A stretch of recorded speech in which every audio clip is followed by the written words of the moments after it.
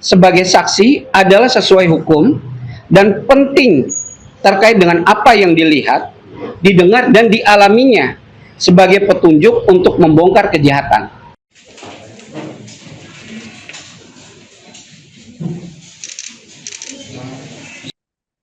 Kuasa hukum Misri, salah satu saksi dalam kasus pembunuhan Brigadir Muhammad Nur Hadi, menyampaikan sejumlah keberatan atas pernyataan Lembaga Perlindungan Saksi dan Korban atau LPSK dan Jaksa Penuntut Umum. Pernyataan tersebut disampaikan usai sidang di Pengadilan Negeri Mataram pada Senin 12 Januari 2026 lalu.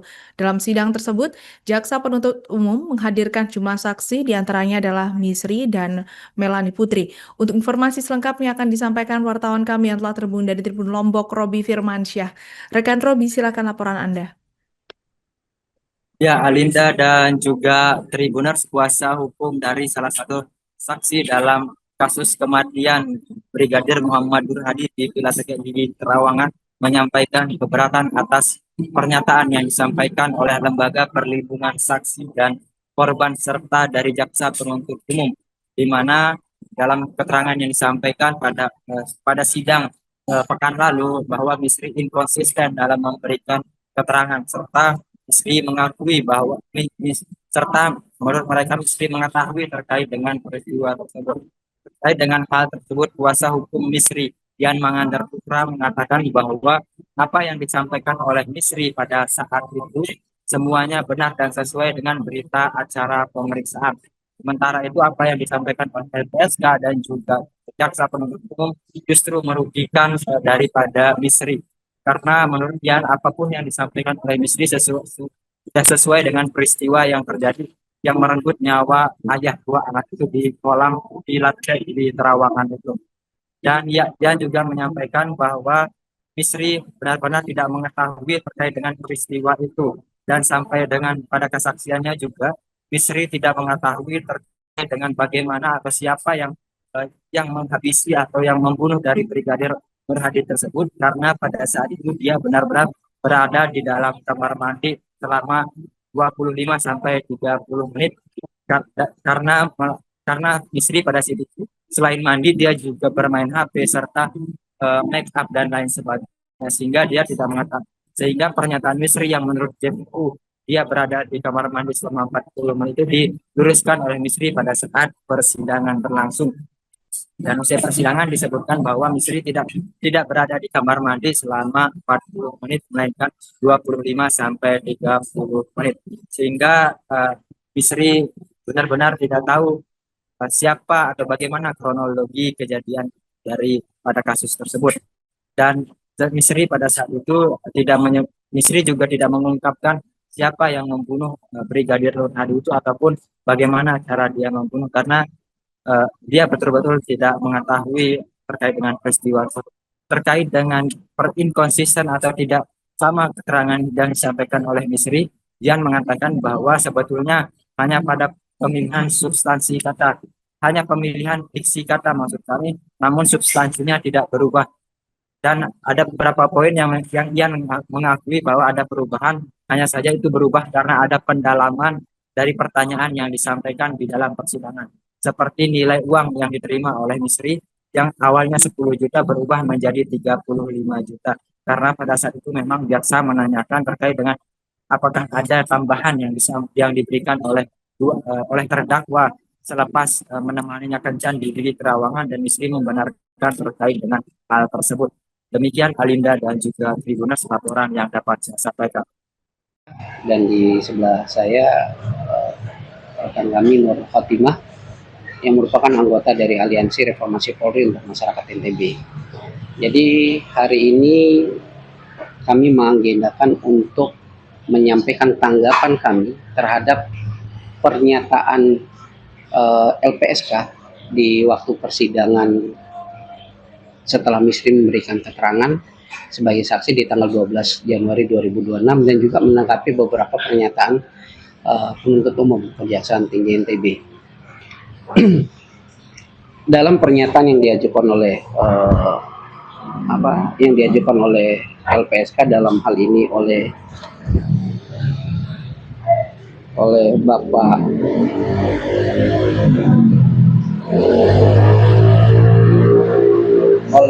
Pak Samuel Situmorang, manajer perlindungan LPSK. Di depan awak media, dia menyampaikan yang pokoknya ya, permohonan justice kolaborator oleh Misri sebagai tersangka tidak memenuhi seluruh ketentuan pasal 28 ayat 2 Undang-Undang LPSK. Itu persis pernyataannya dia. Yang satu, dia bukan pelaku utama. Kedua, harus mengakui perbuatannya. Tiga, bekerja sama dan membongkar kejahatan dengan sebenar-benarnya. Dan yang keempat, kalau memperoleh keuntungan harus dikembalikan. Nah, menurut kami, pernyataan tersebut selain bersifat tendensius menyerang pribadi Misri ya, ini juga mengganggu tugas aliansi sebagai pendamping perempuan yang berhadapan dengan hukum, yang bekerja berdasarkan Undang-Undang Advokat, Undang-Undang Bantuan Hukum, dan Perma 3 2017 tentang pedoman mengadili perempuan yang berhadapan dengan hukum. Juga seolah LPSK telah mengambil alih tugas hakim menyatakan orang terbukti bersalah atau tidak. Diperparah dalam hal itu dilakukan dalam perkara yang proses hukum di pengadilan masih berjalan. Nah, beberapa alasan keberatan kami, yang pertama, kami terhadap 4 poin yang pertama terhadap 4 poin tadi yang disampaikan oleh LPSK, kami menyampaikan tidak sepenuhnya betul. Nah, makanya dalam keberatan kami mencantumkan poin lengkapnya, isi dari pasal 28 ayat 2 Undang-Undang 31 2014 tentang perlindungan saksi dan korban. Nah, ada beberapa kata ya yang diucapkan oleh LPSK, yaitu ada kata pengakuan. Nah, padahal dalam bunyi pasal 28 ayat 2 itu tidak ada kata pengakuan. Yang disampaikan oleh LPSK adalah sangat ambigu. Maksud dari kata pengakuan ini justru merugikan saksi Misri karena seolah keterangan yang disampaikan dalam persidangan itu tidak benar. Dalam ketentuan Undang-Undang Perlindungan Saksi dan Korban tidak ada kata melainkan kata sifat pentingnya keterangan. Kata pengakuan tidak diperjelas oleh LPSK apakah maksudnya keterangan Misri harus sesuai dengan keterangan saksi MP atau saksi lain, atau saksi Misri harus membuat keterangan sesuai dengan selera LPSK dan mengabaikan makna dari saksi itu sendiri. Perlu diketahui, keterangan saksi ketika di kepolisian dengan di persidangan Misri itu sama, sangat konsisten. Jikapun ada perbedaan, bukan sesuatu yang prinsip, melainkan karena ada pertanyaan yang berbeda yang tidak pernah ditanyakan di kepolisian dan penggunaan istilah. Selanjutnya terkait dengan mengembalikan aset ya. Pada poin ini saksi Misri itu tidak pernah disinggung oleh LPSK terkait dengan pengembalian aset. Nah, selanjutnya bahwa hal yang jadi ketika masih sidang dalam proses masih dibuka untuk umum, jadi saat itu kan masih hadir 5 saksi itu, 2 anggota polisi, 1 supir speedboat, dan saksi Misri dan saksi MP. Sebenarnya ada hal yang menarik ketika hakim menanyakan kepada saksi MP. Saksi MP kenal tidak dengan terdakwa Yogi dan Aris? Dan jawaban tegas saksi MP saat itu, kenal hanya pada saat kejadian. Nah, ini menjadi keterangan yang menarik buat kami. Kenapa menarik? Dan ini tentu menjadi pertanyaan publik ya. Karena saksi MP ini domisilinya di Lombok,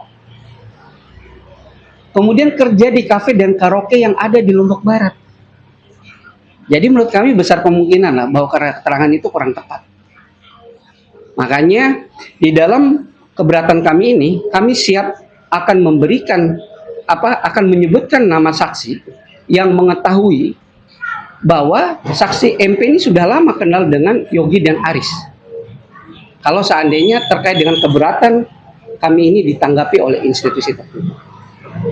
Nah, yang kedua poin keberatan kami, Misri bukan pelaku utama atau tidak terlibat sebagai turut serta. Nah, ini karena faktanya Misri sejak awal disangka turut serta bersama dengan 2 terdakwa lainnya melakukan tindak pidana penganiayaan atau kelalaian mengakibatkan meninggalnya korban. Disangkakan dengan pasal 351 ayat 3 KUHP dan junto pasal 55 KUHP dan atau pasal 359, yaitu terkait dengan penganiayaan terkait dengan turut serta melakukan penganiayaan mengakibatkan korban meninggal dan atau kelalaian.